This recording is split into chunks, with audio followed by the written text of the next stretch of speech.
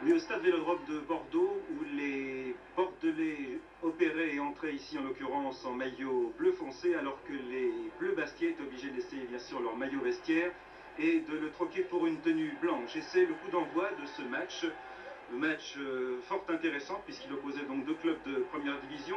Une équipe de Bordeaux qui a rarement été aussi bien placée en championnat. Elle est actuellement en 5e position, chose qui n'était pas arrivée depuis 8 ou 9 ans. Et ici, les Bordelais d'entrée, vous voyez, font craindre le pire avec ce tir de Ferry. Font craindre de pire à la défense bastiaise. Donc Bordeaux très bien placé, mais qui a eu quelques revers ces derniers jours. Par conséquent, les Bordelais ont peut-être manqué le bon wagon européen. Et il leur reste bien sûr cette Coupe de France très attachante. Ils ont été 5 fois en finale depuis la dernière guerre, mais chaque fois ils ont été battus. Et ici, c'est un nouveau tir, vous voyez, des Girondins de Bordeaux extrêmement menaçants par Tota, alors que le match a débuté, vous l'avez vu, depuis quelques secondes seulement. Tir de Tota après 90 secondes. Ici, c'est Vukotic, un Yougoslave qui est venu ici pour ordonner le jeu des Bordelais. Un nouveau centre de Ferry, le défenseur bordelais, et Veller était à la parade. Mais vous vous en êtes peut-être aperçu, Veller s'est légèrement penché en avant. On en reparlera dans quelques instants, car pour l'instant, la partie se poursuit. Les Bastiais étaient assez peu à leur aise en ce début de match, si ce n'est ici sur cette balle du Landais Riesbergen pour le jeune Martialis qui opérait avec le numéro 9 dans les rangs bastiais. Car en effet, il y avait eu quelques changements. Cahuzac avait hésité jusqu'au dernier moment. Finalement, Orlanducci jouait en numéro 4. Mignot, le jeune Mignot, était numéro 5 stopper. Riesbergen, numéro 6, s'occupait par conséquent de Jacques Vergne. Et même souvent d'Alain Giresse, le meneur de jeu. Ici, une nouvelle attaque des Bordelais avec Redon, l'ancien parisien, mais Riesbergen très calmement était là. Et vous le constatez en ce début de match, eh bien, c'était les Bordelais, c'était tout à fait normal, qui se manifestaient la plupart du temps.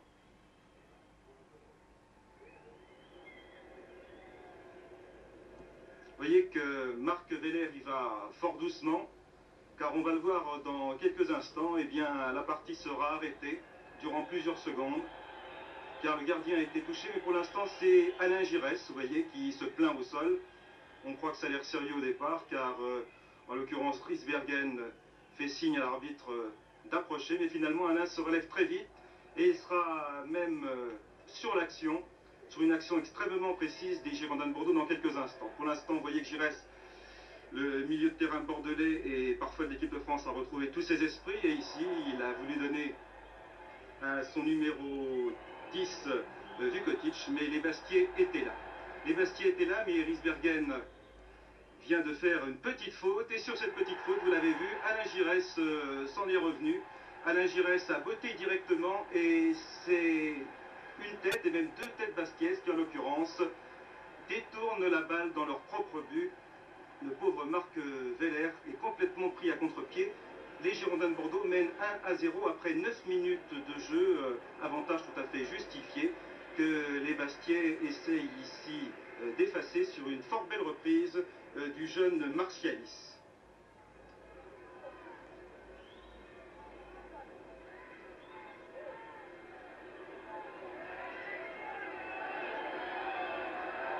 Les Bastiais s'étaient assez peu montrés au cours du premier quart d'heure, mais ensuite, autour de la 20e minute, eh bien, les maillots blancs se manifestaient davantage. Vous le constatez avec cette reprise de Martialis il y a quelques instants.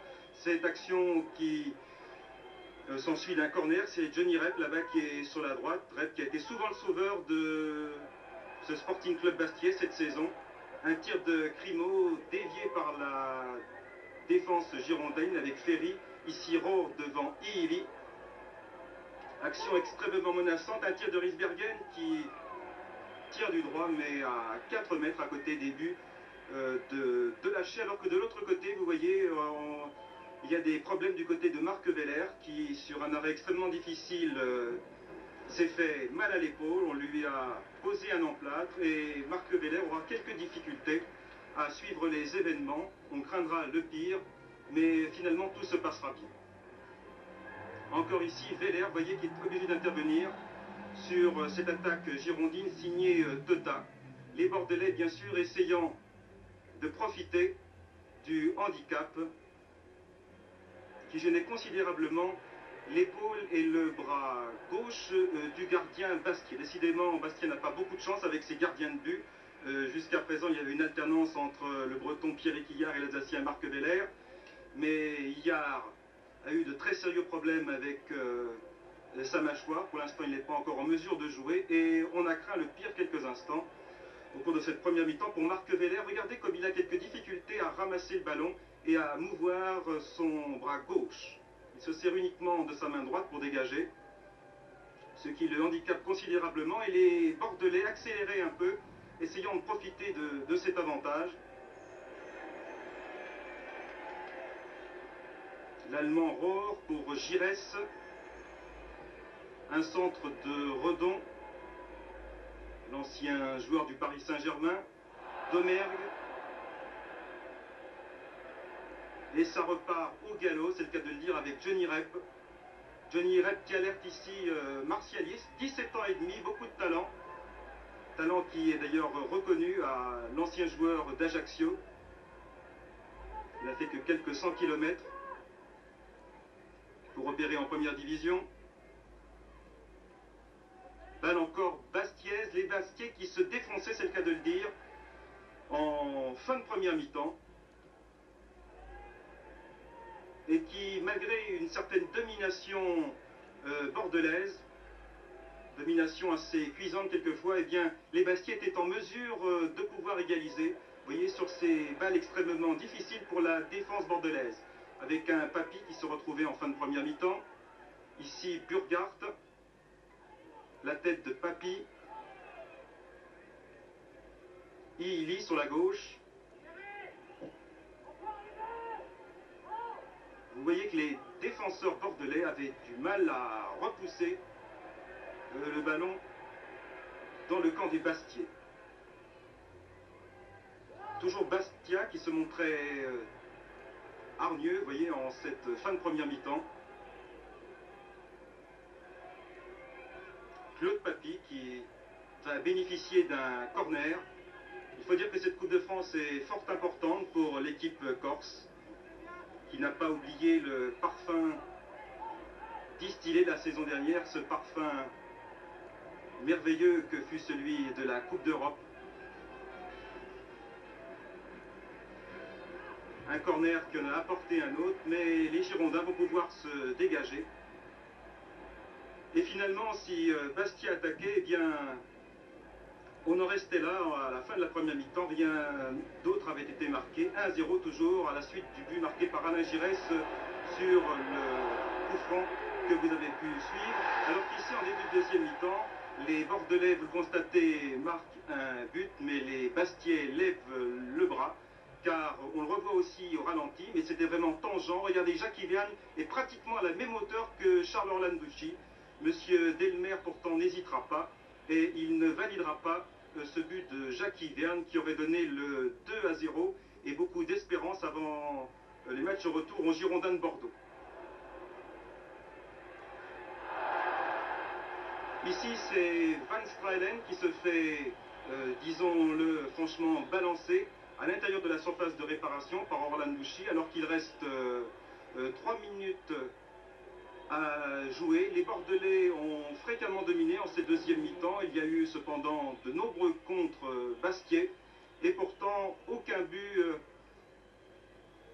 n'a été marqué entre-temps. Et pourtant, on va vivre ici des dernières minutes assez palpitantes, heurtées, un peu à l'image de ce match de coupe qui n'a pas été toujours très à la hauteur du point de vue technique, mais qui a été palpitant au plan de l'engagement, encore que parfois on ait dépassé les frontières de la régularité. Un Bordelais était hors jeu, on joue ici la 88e minute du match. Vous voyez que Weller est toujours légèrement handicapé.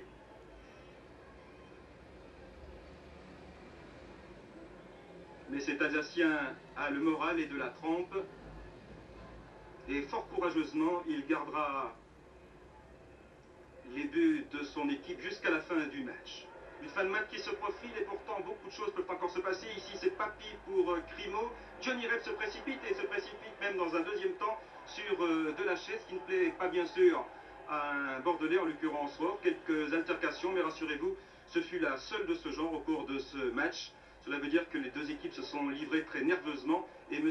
Delmer a sorti le carton jaune de sa poche à l'encontre de Johnny Rep, qui n'a pas su se freiner à temps. Toujours 1-0 en faveur de Bordeaux. C'est un bien mince avantage, car on pense souvent qu'il faut 2 buts d'avance sur son terrain. Mais rien n'est encore tout à fait joué. Pour l'instant, les Bastiais attaquent ici par Claude Papy. Vous voyez qu'en fin de match, les deux équipes tour à tour ont eu l'occasion soit d'égaliser, soit d'aggraver la marque. Ici, avec son numéro 5, c'est le défenseur central de Bordeaux, Ferry, aux prises avec Orlanducci. Et un petit coup de coude qui se termine par un vol plané.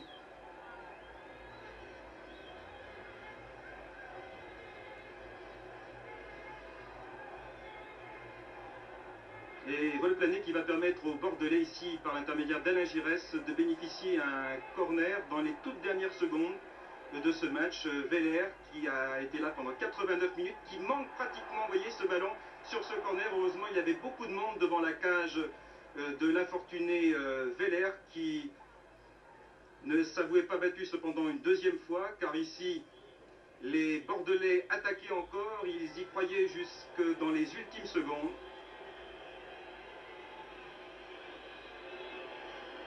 Mais ces ultimes secondes ont été sifflées puisque M. Delmer a fait entendre son sifflet. Un petit but d'avance seulement donc pour les Girondins de Bordeaux avant d'aller dans 15 jours à Furiani, et ce sera sans doute assez peu.